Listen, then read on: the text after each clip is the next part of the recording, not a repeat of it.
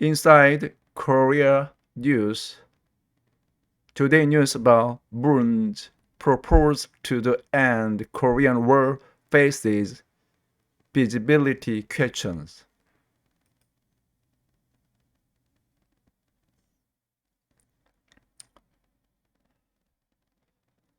President Moon Jae-in addresses the 76th session of the United States, the United Nations General Assembly in New York Tuesday.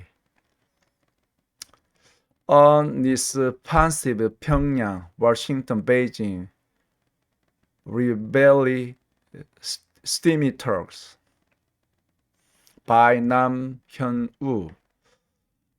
President Moon Jae-in once again renewed his call for formal end to the 1950 53 Korean War in an effort to bring peace to the Korean Peninsula, but the feasibility of its purpose is questionable given the state of relation between the two Koreas and the U.S. During a speech at the 76th session of the United Nations General Assembly in New York Tuesday, Moon proposed a trilateral or quadrilateral declaration to proclaim a formal end to the Korean War. The war ended in armistice signed in 1953 by the U.S.-led United Nations Command China and North Korea, leaving the two Korea technically still at war. The two Koreas technically still at war. Today, I once again urge the community of the nation to mobilize its strength for the end of the war declaration on the Korean Peninsula and propose that the three parties of the two Koreas and the U.S. or the four parties of the two Koreas, the U.S. and China, come together and declare that the war on the Korean Peninsula is over, Moon said. When the parties involved in the Korean War stand together and proclaim an end to the war, I believe we can make irresistible progress in denuclearization and ushers in an era of complete peace, he added. Unlike a peace treaty which requires parliamentary level approval and an end of the war declarations would be non-binding political statement, thus an easier step for both Washington and Pyongyang. Due to the relative ease of signing such a declaration, President Moon has been championing the idea since 2019 when inter-Korean relations were at their best recent year, saying that it would be serve as a gateway to peace on peninsula. He officially proposed the declaration to the international community during last year's UN General Assembly. At the time, he said he did not clarify who should make the declaration, but this time he specified that the two Koreas, the US and even China would be involved. As the president has now specified which country could be involved in signing the declaration, this proposal is being interpreted as an attempt to find breakthroughs in the inter-Korean stalemate during his presidency, which will end in May next year. This picture is about a missile being launched from a train in undisclosed location in North Korea. is seen in its photo released by North Korea's state-alone Korean Central News Agency September 16.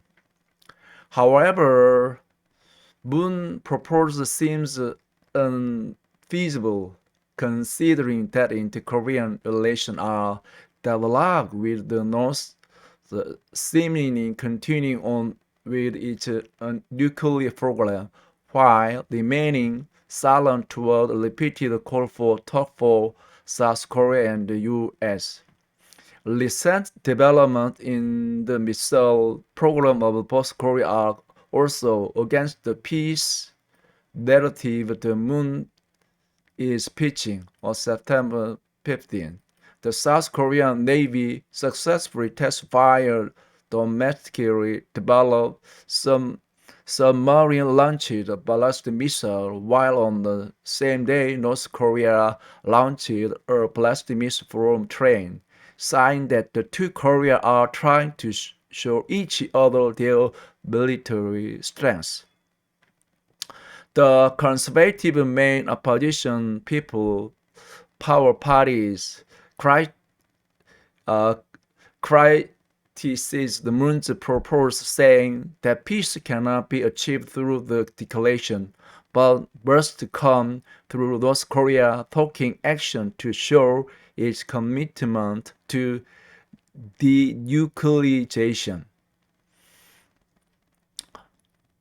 The North fired cruise and ballistic missile from a train less than 10 days ago, a vice spokesman Kim Yeon-ju said in a written commentary. This act revealed that the Korean Peninsula situation has not changed despite the three inter-Korean summit and two Pyongyang-Washington summit under the Moon government, Kim said, adding that Moon did not mention anything about the North missile launch during his UN speech. Tae Hyung-ho of the PPT, who is former North Korean diplomat, also said that an end of the world declaration should be considered only after North Korea make a meaningful move toward denuclearization. So far this year, North Korea has begun carrying out its nuclear program as planned by restarting its nuclear facility in Yongbyon and by testing fire ballistic missiles, with North Korea escalating its nuclear threat as an end of the world declaration will only cause North Korea to disbelieve that it may see the withdrawal of U.S. force for Korea from Korean Peninsula, Ted said. This picture is about U.S. President Joe Biden addresses the 76th session of United Nations General Assembly in New York Tuesday. Rising tension between US and China are also lowering the feasibility of an end of the world declaration within Moon's presidency because the Joe Biden administration has been stating that it will not engage in top-down approach of a meeting directly with North Korea leader Kim Jong-un or signing any grand bargains. Involve China in a quadrilateral end of the world declaration is also unlikely given the intervened rivalry between Washington and Beijing. During the UN General Assembly, Biden said that the US seeks concrete progress toward an available plan with a tangible commitment that would increase stability on the Korean Peninsula, but did not elaborate further on North Korea issue, showing that the Washington diplomatic interests are currently focused largely on China and Afghanistan. So, the President Moon's approach to end the Korean War faces feasibility question. Please pray for Korean Peninsula. Thank you very much. You're watching my video.